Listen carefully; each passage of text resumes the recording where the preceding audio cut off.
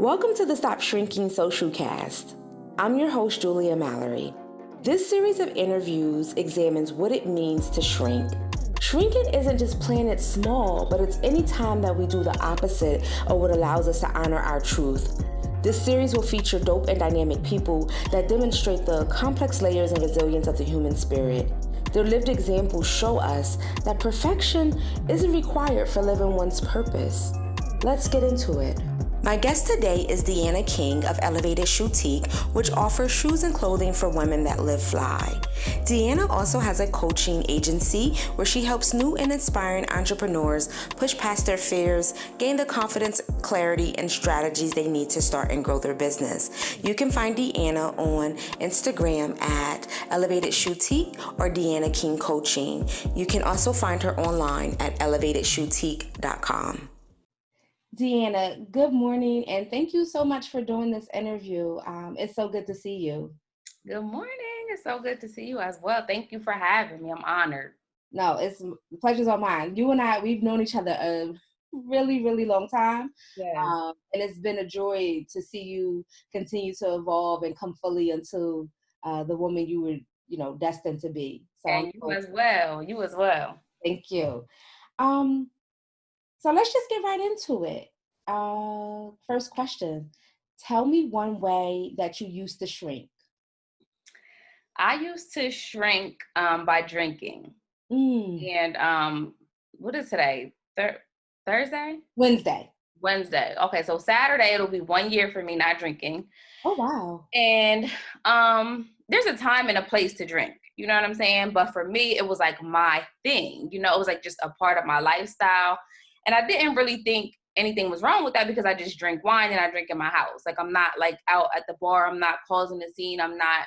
But what somebody brought to my attention was that it was dimming. He said it was dimming your light. It was dimming your light.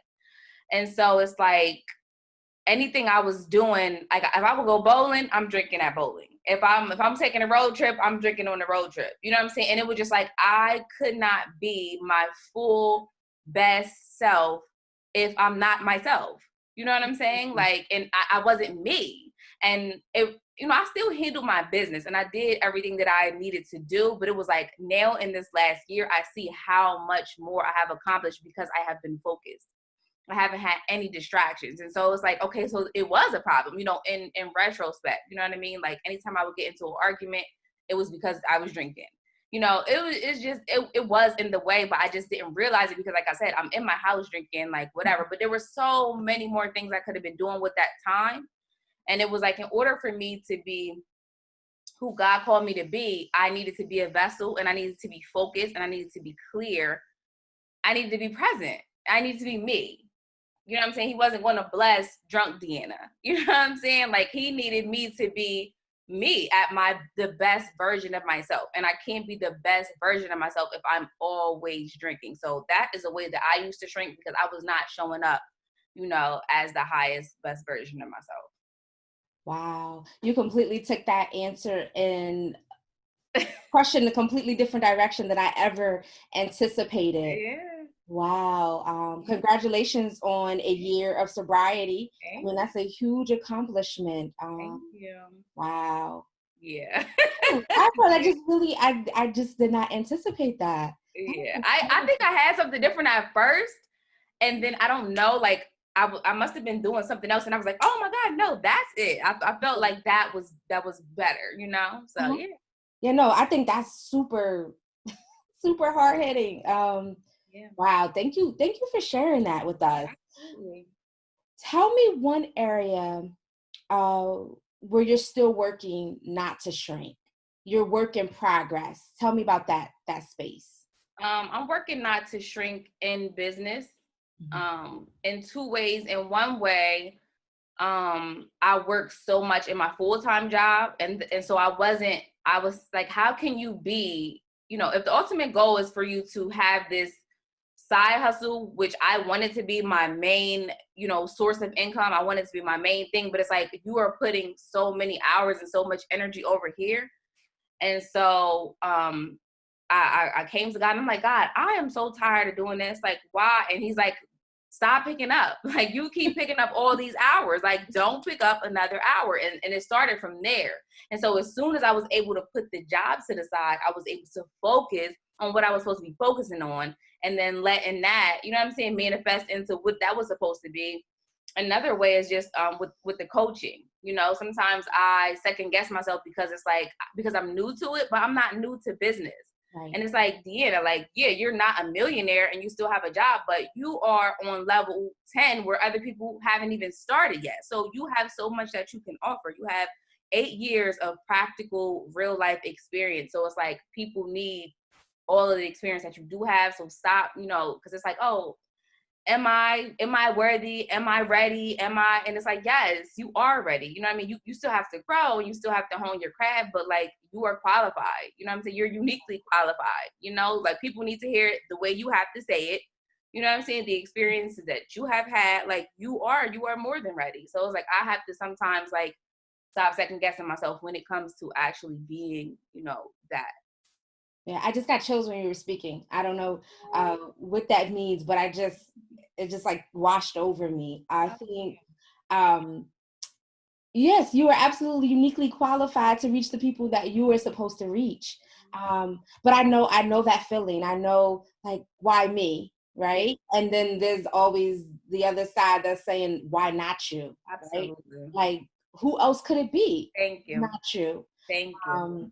But I love when you said, I'm just tired, right? And you got the word that said, okay, well, literally do not pick up another thing. Yes. That is related to your work. Who's asking you to do that? Listen, I think we're so much creatures of habit, right? And sometimes people are like, oh, Julia, you don't look like you're, you know, I don't want to say stressed or look like you got this thing figured out. And I'm like, y'all, I'm really trying to get into a season where I'm not even taking the things on. Like, I think that's part of it, right? When we kind of, like you said, no, just stop. Yes. Just stop. And I know that's hard, especially, like I said, when we're used to it, especially, you know, a lot of us are taking that our primary income and fueling it into our business. Yeah. So we're like, oh, I don't think am I going to have enough of income to make my things happen over here? But we never really give ourselves a fair chance. And not only that, it was actually taking from what I could do over here. Right. Honestly, to be honest, I make more over here now than I make on my job. It's just the fear. It's the fear. Am I going to be successful? If I walk away from my job, am I going to be able to pay my bills? It's just the fear.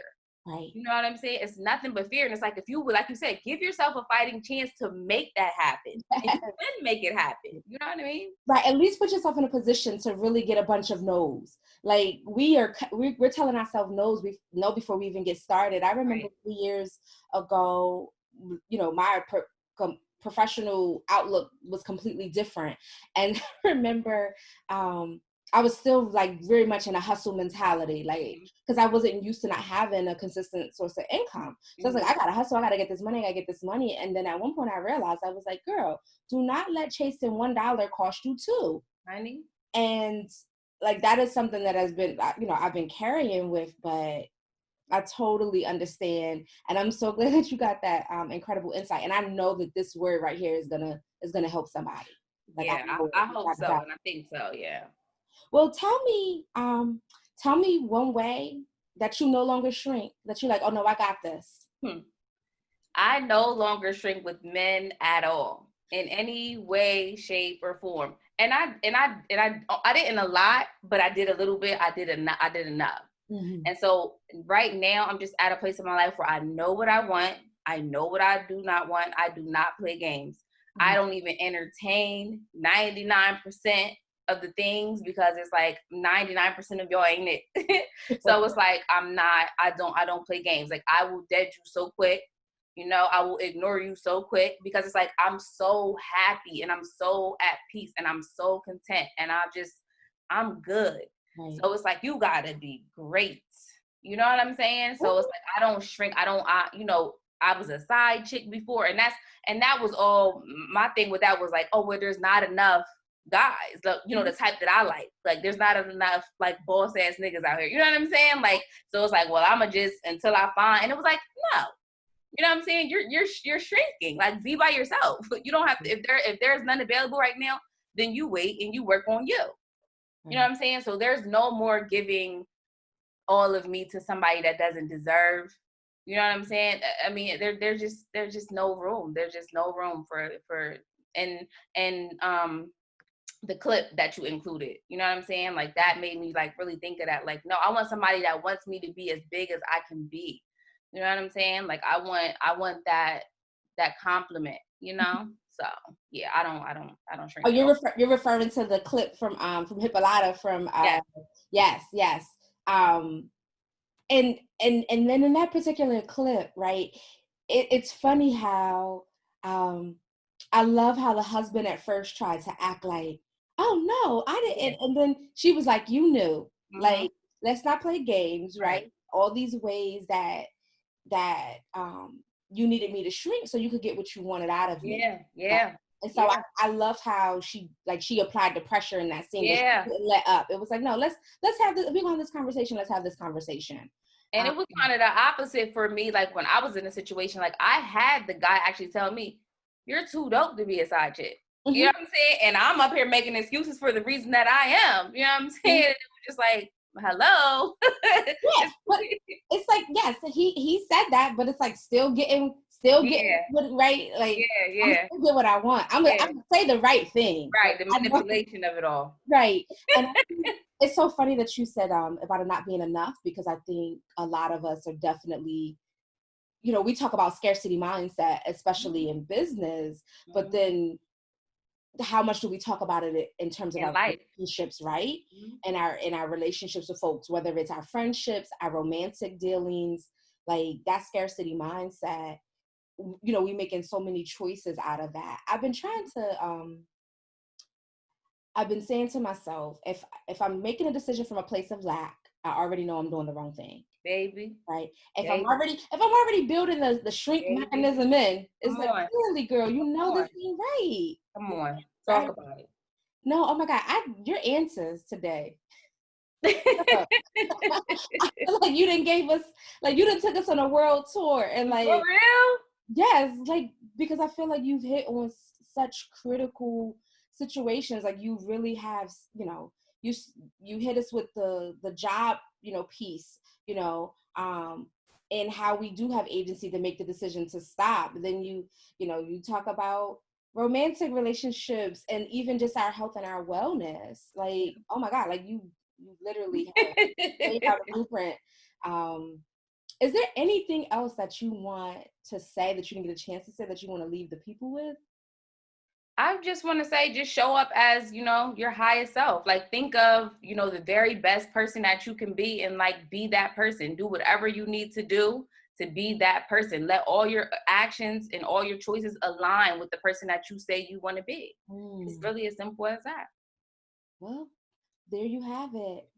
Deanna King. Thank you so much for coming on the Stop Shrinking Socialcast.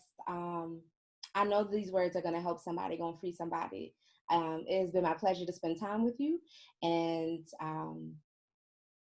listen, I'll see you later, right? All right. Yes, absolutely. Absolutely. Thank you so much. And I can't wait to see the rest of the interviews.